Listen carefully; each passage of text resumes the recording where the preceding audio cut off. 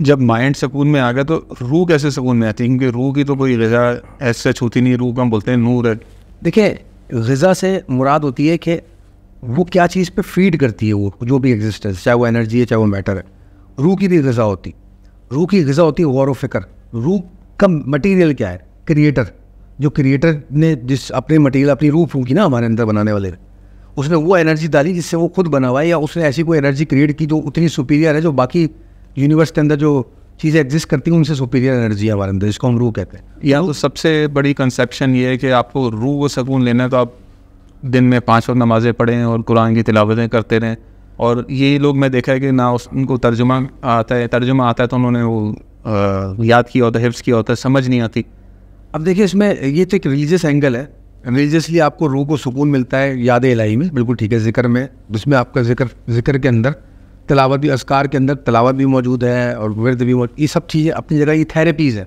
मुझे यही कन्फ्यूजन थी कि ठीक है, अगर मिलता है तो ये जो इतने रिलीजियस लोग हैं, मैं ये भी तकलीफ़ में होते हैं, ये सुकून में नहीं दिखते। देखिए, ये कॉन्सेप्ट को हमें करेक्ट करना पड़ेगा। हमारे माशरे में कॉन्सेप्ट बना हुआ है कि रिलीजियसली रूह का सुकून सिर्फ इन चीज़ों से मिलता है जो आपने जिक्र किया, ज़िक्र, अज़कार, विर्द और ये और नमाज और रोज़ा, और इससे ये अल्टीमेट सोल्यूशंस नहीं है मुतमईन होने के रूह के।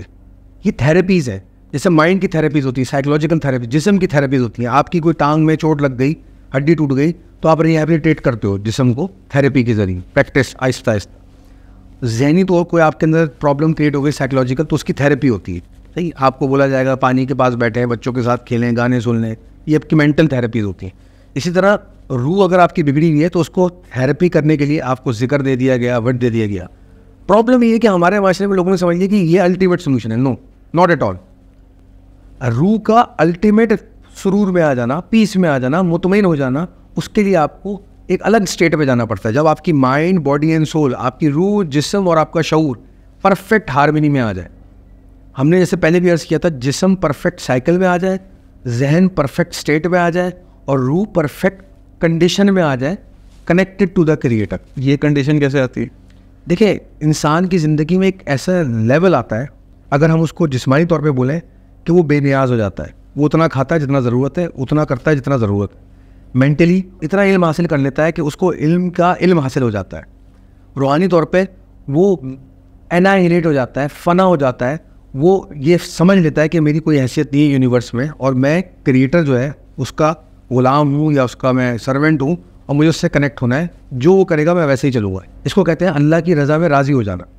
तो जब किसी इंसान पे ये ट्रायंगल कंप्लीट हो जाता है, माइंड, बॉडी एंड सोल का परफेक्ट हार्मनी में आ जाता है, वो इन सबसे बियॉन्ड चला जाता है, ऐसे इंसान को कहते हैं कि ये नफ्स मुतमइन्ना हो गया, ये इटरनल पीस में आ गया, इसने ये मुस्तकिल तौर पर मुतमईन हो गया।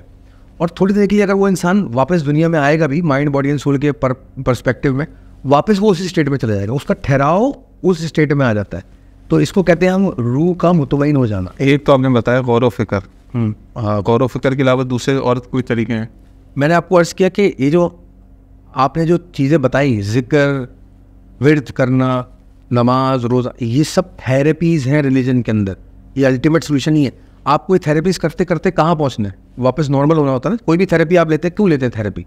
क्या हम वापस उस नॉर्मल स्टेट में, हेल्दी स्टेट में आ जाए? तो आपकी जो रूह की नॉर्मल या हेल्दी या परफेक्ट स्टेट जो है वो कनेक्टेड टू द क्रिएटर, अल्लाह से ताल्लुक़ कायम करना है, क्रिएटर से।